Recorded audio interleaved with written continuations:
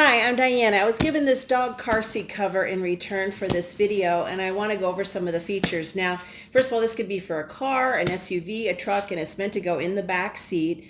And it protects your back seat from anything a dog would do back there, from their hair flying around to licking and chewing on things. And so it's going to give them a nice big surface area because it's also going to cover that area in front of the seats that goes down onto the floor. Now, the support board here is made of PVC. It's a honeycomb board, and it's waterproof. It's going to help support the dog in this area, and this whole area can hold up to 450 pounds.